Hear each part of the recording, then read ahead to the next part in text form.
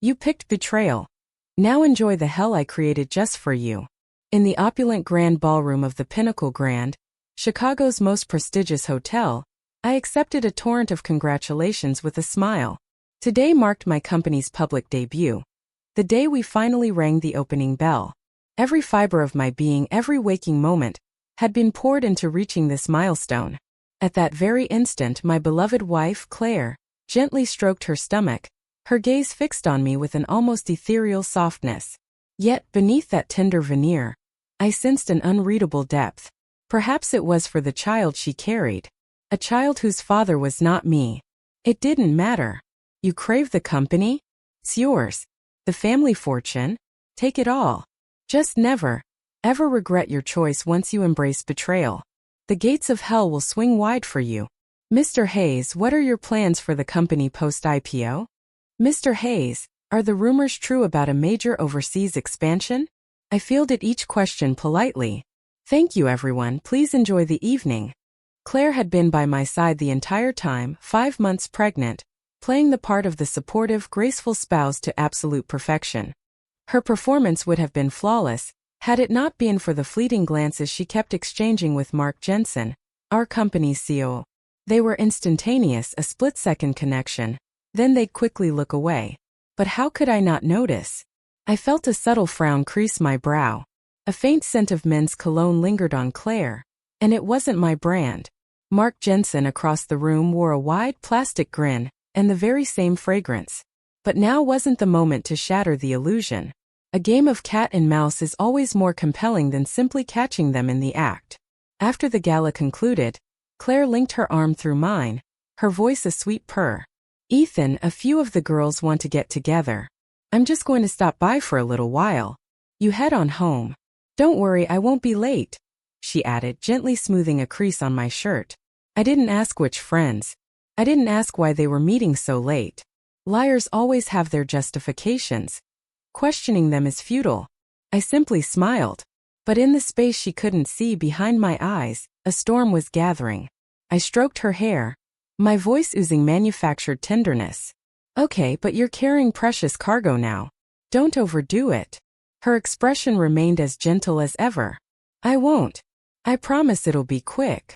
Sitting in the back of the car, I closed my eyes.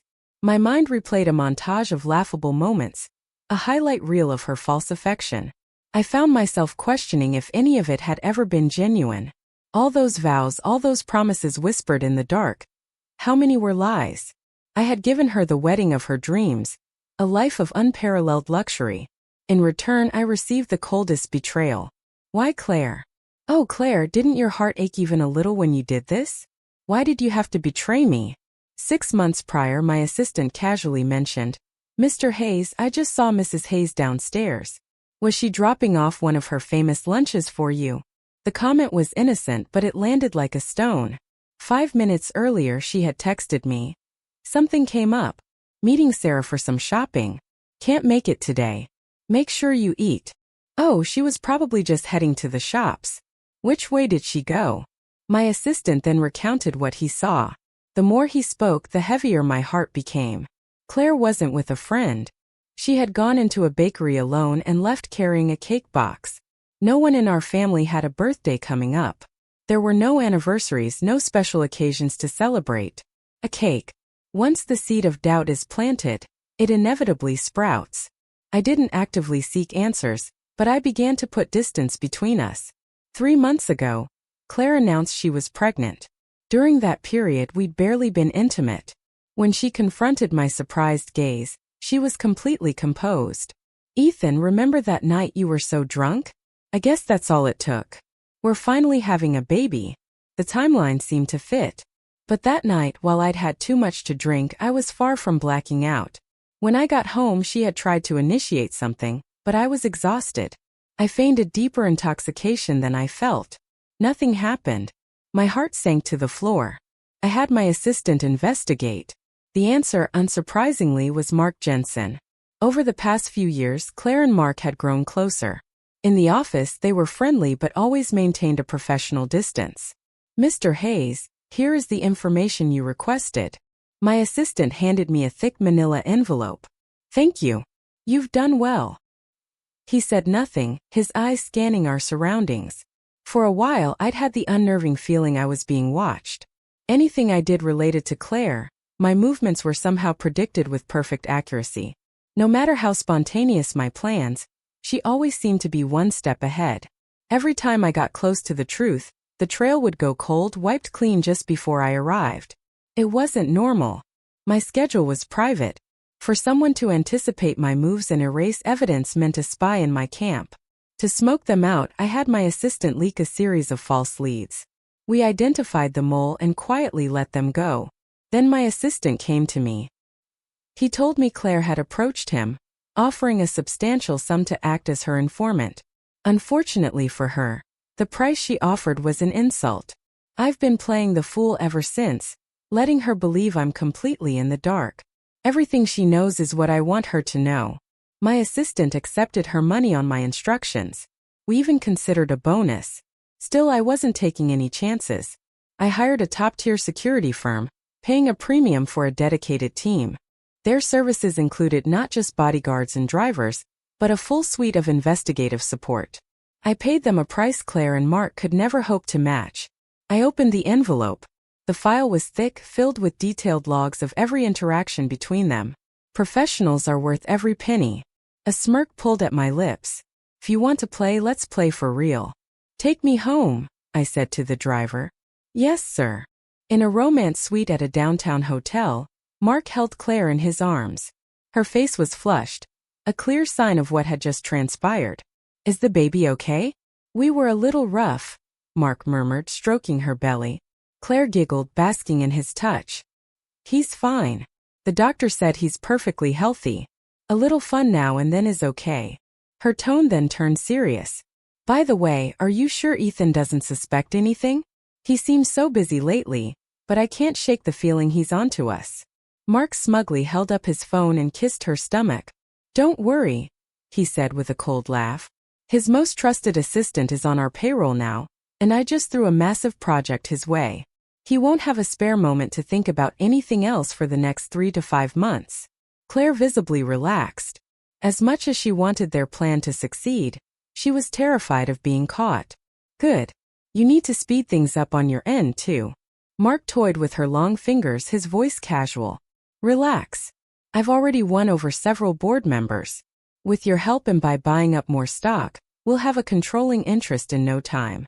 A year tops, he continued. And we'll push Ethan Hayes out of the boardroom for good. He'll be a broke nobody. The best part? He has no idea he's the one funding the stock purchases. Huh. Then the company will be ours. It was a beautiful daydream, even though night had already fallen. Claire, infected by his confidence, laughed, her voice husky. The two fell into another passionate kiss. I sat at my home office and opened the safe. Inside were stock certificates and several contracts. Looking at one document in particular, a cold smile spread across my face. They really couldn't resist the bait. The company just went public, and they're already making their move. Did they truly believe their pathetic little scheme was a secret? Before, I was defenseless against you because I loved you. Now, every dollar you touch is just another shovel of dirt on your own grave. You wanted these stock certificates? Fine. My phone rang, pulling me from my thoughts. It was one of my people. Mr. Hayes, the offshore corporation has been registered as requested.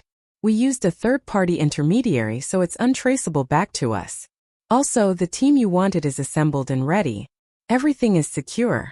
Excellent. By the time I walk away, all that will be left for Mark and Claire is an empty shell. No money, no people.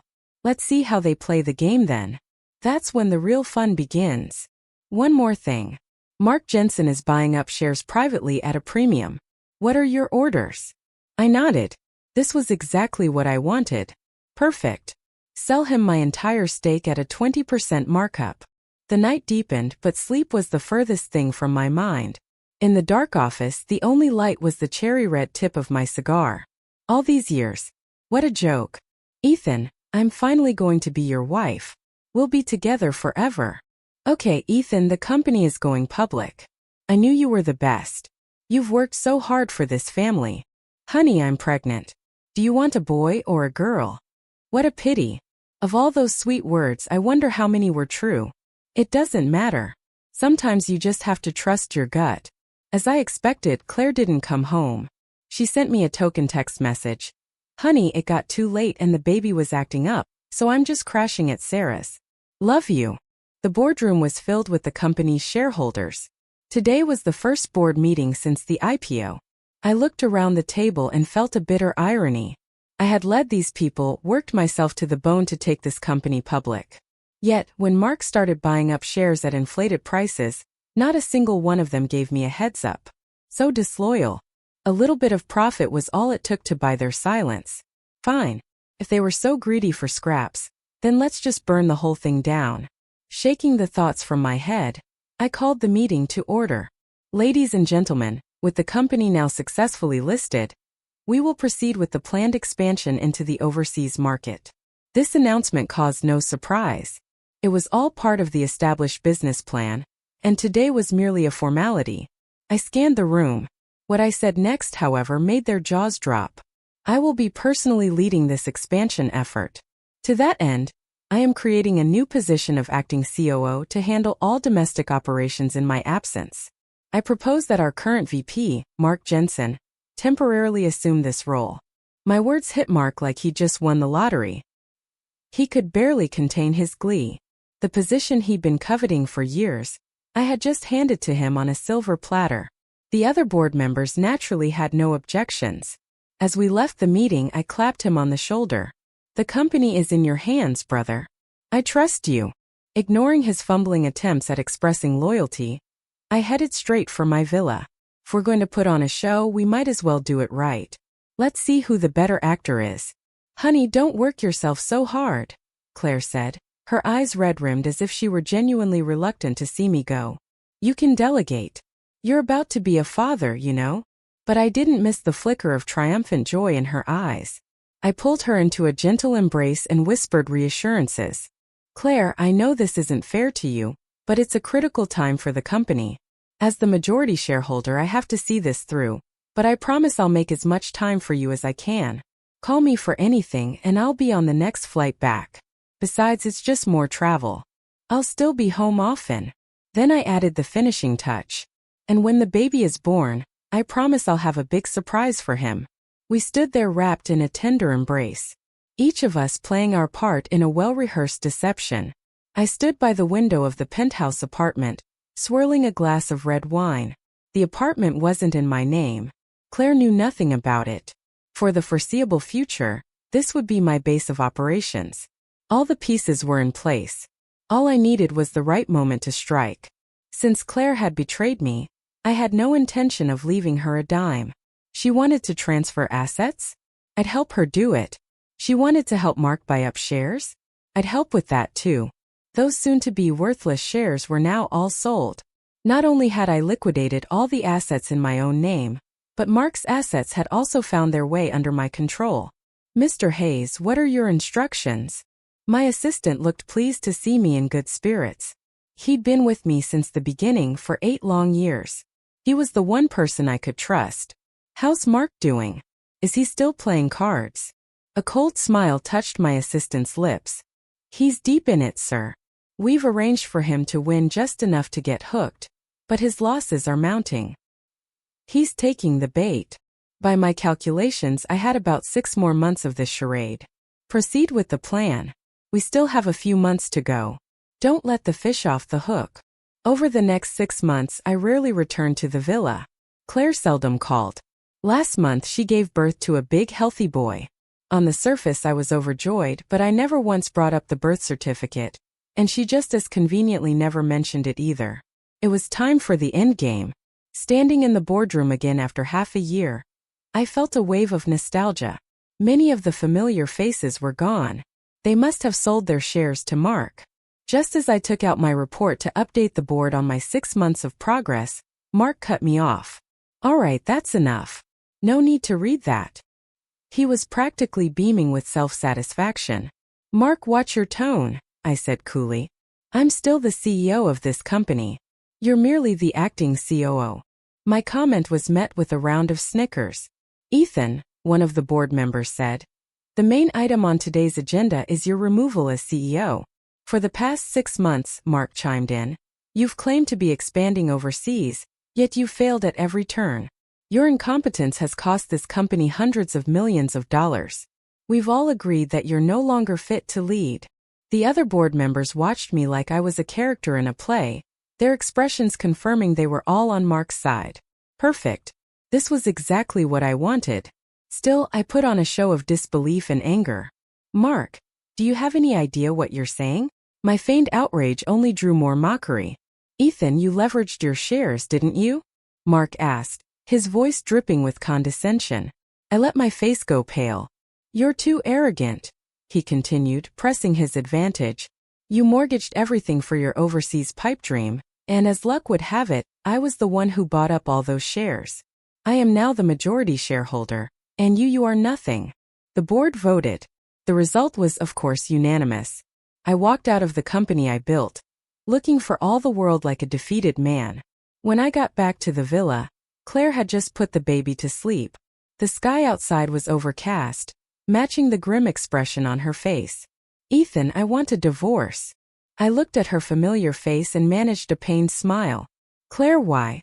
What's going on between you and Mark? I sat on the sofa, my gaze cold. She didn't speak. She simply pushed a document across the coffee table. A divorce agreement. I flipped it open. The terms were simple. They had to be. Over the past year, she had systematically siphoned off every asset she could touch. Our shared marital property was now effectively zero. Claire, after all these years, was it all a lie? She finally looked up at me, a chilling emptiness in her eyes that hurt more than I expected. I thought I was past it, but my heart still ached. No, she said. I did love you once, but you have no passion for life. Think about it, Ethan. Since we got married, when did you ever make time for me?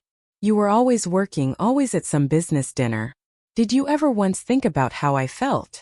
She was shouting now, her voice filled with a desperate, theatrical rage. I remained silent. I already knew the answer, didn't I? I just wanted to hear her say it. I admit I betrayed you with Mark, she screamed. But so what? He's fun. He makes time for me.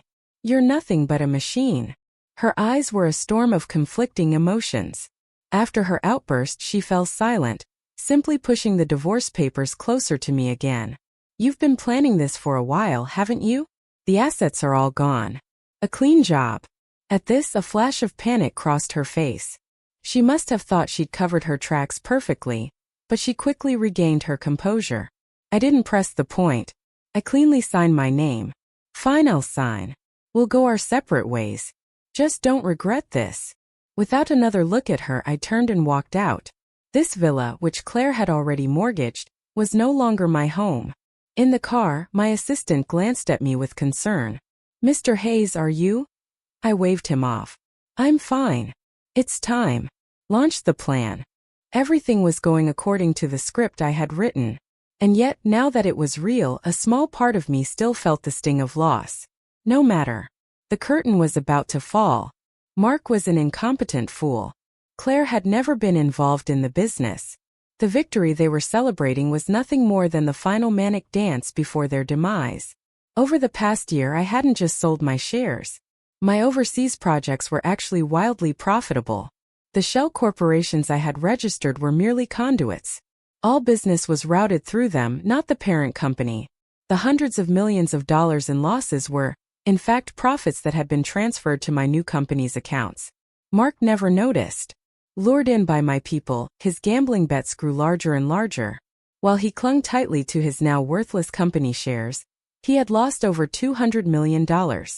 To get back in the game, he'd used every excuse in the book to mortgage all of Claire's parents' assets as well. The moment my divorce was finalized, the debt crisis would erupt. Mark and Claire would be dragged down to a hell from which they could never escape. My anger had faded. All that talk of love and romance. The naive impulses of a younger man. A month later, the divorce was finalized. No mess, no delays. I had to admit, when a woman is ruthless, she is truly ruthless. I tossed the divorce decree into a drawer and glanced at my assistant. No words were needed. He nodded and left the room. A few days later, News of the company's financial crisis exploded online. The reports of failed overseas investments had already left Mark scrambling. His relationship with Claire had hit rock bottom. Their fantasy of a perfect life together had evaporated. I don't know if Claire regretted her choices. I only knew that they were fighting constantly, buried in problems at the office. Mark no longer had any tenderness for her. All that was left was a growing coldness and an empty, silent villa. He barely paid any attention to their son. Now I had a more important job, debt collector. I formally demanded repayment of the $200 million loan Mark had taken out. It may have been a gambling debt, but the game was cash only, and the IOUs he signed were all personal loans legally binding. With his name on the paperwork and Claire's parents as guarantors, the debt naturally fell to them. 2 weeks later, an enraged Claire stormed into Mark's office. The scene that greeted her sent her into a blind fury. She snatched a stack of files from his desk and hurled them across the room. A voluptuous woman, his newly hired secretary, was perched on Mark's lap. Their clothes were disheveled. It was obvious what they'd been doing. Caught in the act, Mark looked annoyed, but not the least bit flustered. "What are you doing here? This is my business. Stay out of it. Go home and take care of the kid." Claire was broken, her face a mask of despair. "Mark, how could you do this to me? You said you loved only me. Why would you betray me?" Mark patted the secretary on the rear, signaling for her to get up. He straightened his clothes with an air of utter indifference. "Claire, you're not a child. How can you still believe in that fairy tale crap? You once said you only loved Ethan, didn't you? And you still betrayed him. Besides, I give you plenty of money. Stop making a scene." His shameless words almost made her pass out. It took her a long moment to find her voice. "Mark, I betrayed Ethan for you. I transferred my family's assets for you so you could take over the company. And this is how you treat me? You have the nerve to talk about money? Look around you. The company is about to go bankrupt. And you're here playing around with her? And all that money you've been taking from my family? Where did it all go?" Her question made Mark visibly uncomfortable. He was trapped. Who could have imagined that in a few short months, a newly public industry darling would become a laughingstock on the verge of collapse? And he had kept his gambling problem a secret from Claire the entire time. "Claire, I was just stressed, okay? It was a one-time mistake. I promise it won't happen again. Just give me some time. I'll fix the company's problems." This wasn't a crisis of conscience. He had just remembered that her parents still had some assets that hadn't been mortgaged yet. "Have some shame, Mark. I know exactly what you're thinking, and it's not going to happen. You won't get another penny from my parents." Hearing this, Mark dropped the act. His face twisted into a grotesque snarl. "You bitch. Do you have any idea what you're doing? You're going to bankrupt us." The word bitch was the final blow. Claire's world shattered. She closed her eyes in agony, not hearing another word he said. After a long moment, she opened them again. They were completely devoid of emotion. "I was wrong," she said, her voice hollow. "I never should have left, Ethan. Mark, you're going to get what you deserve." She turned and walked away without looking back. Soon Claire and Mark received a court summons. Her parents were named in the lawsuit as well. "I was done playing games. I filed a suit directly. Mr. Jensen, you've been served." His assistant looked like he was about to be sick as he delivered the news. Mark frowned. He was out of personal funds. His only option was to embezzle from the company. "How much cash do we have on hand?" The assistant hesitated, then pulled a financial statement from his folder. "We just received a small investment. According to this, we can free up $30 million without crippling operations. Here are the financials." Mark slammed his hand on the desk. "I don't care about that. What is the absolute maximum you can get me?" He was past the point of reason, a gambler who had lost everything and was willing to bet the house on one last hand. $180 million. But the company will be insolvent within a week. And sir, that's a felony. Mark waved him away. He had to pay the debt. The people I connected him with were not forgiving. If he didn't pay, pieces of him would be vacationing in different parts of the world. As the assistant was leaving, he paused. "Sir, if I may, Mrs. Hayes's family still has considerable assets. Perhaps." Mark just gestured for him to leave, but his eyes were wild with desperation. "I'm not going to die," he muttered to himself. "As soon as I pay this off, I'm gone." "Claire, you bitch," he hissed. "Your parents are sitting on a fortune. Why won't you give it to me?" In the villa, Claire sat alone in the dark living room. She couldn't remember the last time Mark had come home. The ringing of her phone startled her out of her stupor. She was already crying. "Dad, what is it?" She always tried to put on a brave face, especially for her parents. "Honey, it's nothing. I just wanted to let you know we got that investment for Mark. Now you need to talk to him. This is everything we have left. You know," her father rambled on, "you and Ethan were so good together. I don't know why you had to get a divorce."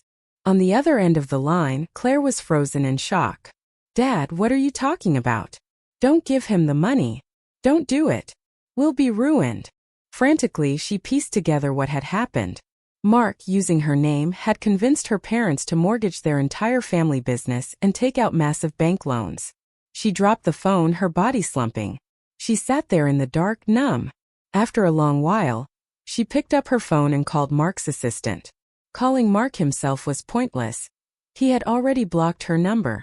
"Tell Mark to return my parents' money. If he doesn't, I'm reporting him to the police for fraud." She hung up and collapsed onto the floor, covering her face as uncontrollable sobs racked her body. 3 days later, Mark transferred the full $200 million into the loan company's account. When he saw that I was the one representing the company to sign the final papers, the color drained from his face. He was seething but kept his head down, silent. He no longer had the capital to challenge me. Claire was there too, desperate to recover her family's assets. But Mark gave her no opening. When she saw me, and I didn't even grant her a passing glance, she nearly collapsed.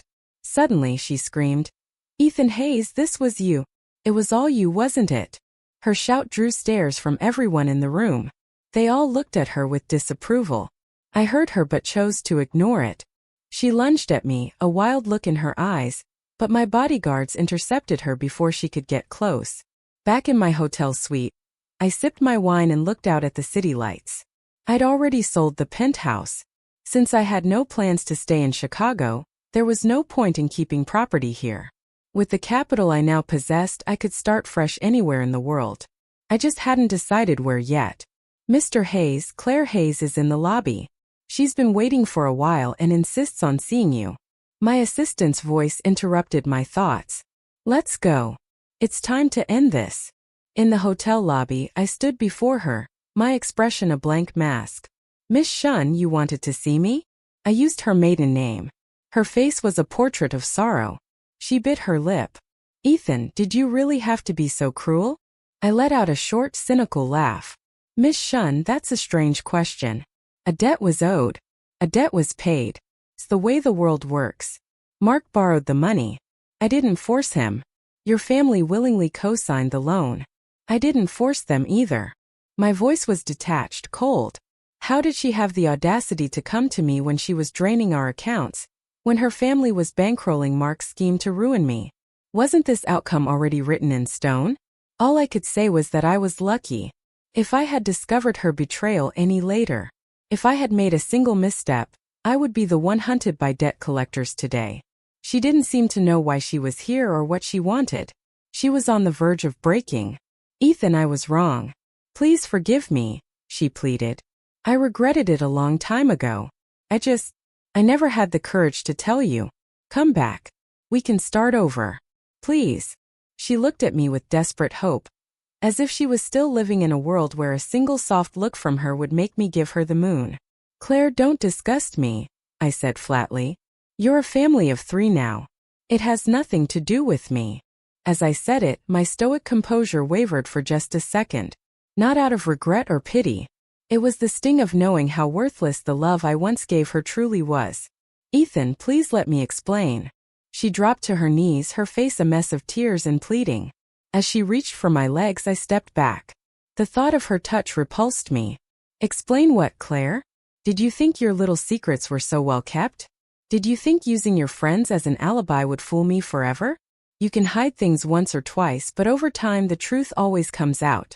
Did you never notice how I started letting you get away with everything? Those papers you had me sign. Did you really think I didn't know you were transferring assets? Did you think I built an empire from nothing on dumb luck? You came home smelling of another man and didn't even bother to hide the evidence. You are disgusting. I paused, watching the color drain from her face. This is better, isn't it? I continued, the words I'd held back for so long finally pouring out. You wanted the shares? I gave them to you. You wanted the company? I gave that to you too. I didn't even fight you on the assets. You got everything you wanted. So why the regret now? Does it matter? Claire, you have to live with the choices you make. With that, I turned and walked toward the elevators, leaving her crumpled on the lobby floor. I could hear her muttering to herself, her voice a broken whisper. He knew. He knew all along, and he just let me do it. When a distraught Claire finally returned to the villa, her family was waiting. Honey, what happened? Did Ethan agree to let us off the hook? Her father asked, his eyes wide with hope. Claire looked at the expectant faces around her and felt a surge of bitter irony. They had all participated in the scheme, but now they were cowering behind her, pushing all the blame onto her shoulders. When she didn't answer, her father stepped forward, his voice rising with anxiety. Say something. You and Mark were the ones who betrayed him. This has nothing to do with us. Why is the court seizing our property? Claire laughed, a cold, empty sound. Nothing to do with you? You're the one who introduced me to Mark. You're the one who encouraged me to be with him. You said Ethan was too strong-willed, too hard to control. You wanted someone more obedient. And what did you get? A wolf. You were happier than anyone when Ethan was kicked out of his own company. You took a cut of the shares. You mortgaged our family's assets to fund him. That was your choice. Now that it's all gone wrong, you want to walk away clean? Not a chance. Her words nearly gave her father a stroke. He raised his hand, his fingers trembling. You ungrateful child. I'll kill you. But the blow never landed. He saw the look in her eyes, utterly lifeless, like a marionette with its strings cut. Mark, who had been watching from the side, decided it was his cue to leave. He quickly started putting on his jacket. Mark, where do you think you're going? Claire's voice was flat. You think you can run? He shoved her aside violently. Get off me, Claire. I was with you for the money. Did you really think you were that special? Only an idiot like Ethan would have ever put you on a pedestal. Now the company's broke and your family is broke. You think I'm going to stick around and share your debt? Seeing the utter contempt on his face, Claire smiled. It was a smile more tragic than any tears. She closed her eyes, her hand trembling, unseen by Mark. Her fingers closed around the handle of a fruit knife on the coffee table. Just as I was finalizing my affairs, preparing to leave Chicago for good, my assistant entered my suite. He hesitated at the door. What is it? His expression told me something had happened. We just got word, sir. Mark Jensen is dead. Claire killed him. She stabbed him. I nodded slowly. This I had not predicted, but in a way it made sense. Claire thought that by divorcing me, she would gain control of a corporate empire. Instead, the company was bankrupt, her family was ruined, and she was drowning in debt. An act of extreme violence was not entirely surprising. She's asking to see you, my assistant added. She says it's the last time. I nodded again. At the correctional facility, we faced each other through a thick pane of glass. Ethan, she said, her voice weak. You came. Thank you. I didn't respond. I had no interest in empty pleasantries. I was here for one reason, to close this chapter for good. A sad smile touched her lips. Ethan, I'm sorry. I never meant to betray you at first. But my parents, they kept talking and I got lost. When I successfully transferred the assets, a part of me was thrilled. But when you walked away without a fight, I felt confused. Life after you wasn't what my parents promised. It wasn't what I expected. Mark, he was a monster. The truth is, I regretted it a long time ago. Can you forgive me? I looked at her face, still beautiful despite everything, and shook my head. I will not forgive you, I said. You're not sorry. You've never been sorry. You want to know who you love, Claire? You love yourself. You love your family. You thought scheming against me was your ticket to an even better life. That's always been you, so you can stop the act. She pressed her lips together, dropping the subject. Ethan, whatever you say, it was my fault. But the baby is yours. All I ask is that you raise him. Please. I burst out laughing. It was a harsh, humorless sound. To think that even now she was still trying to manipulate me. I leaned closer to the glass. Claire, the baby is not mine. Have you forgotten? After he was born, Mark deliberately delayed filing for the birth certificate. He didn't trust you. He knew that after 3 months, a paternity test would be required. You saw the report, didn't you? The last bit of strength left her body, and she slumped in her chair. You knew. I smirked. Claire, I knew from the moment you told me you were pregnant. All of this, I let it happen. You needed time to execute your plan, and so did I. I stood up. The conversation was over. As I walked away, I could hear her screaming my name. I stepped out of the detention center and into the bright sunlight. It felt like being born again. I left Chicago and never went back. I heard later that Claire was convicted of first-degree murder and sentenced to death. The massive 9-figure debt fell squarely on her parents' shoulders. They considered suicide, I was told, but couldn't bring themselves to do it because of the child. For the rest of their lives, they will be working to pay off a debt that could never be repaid.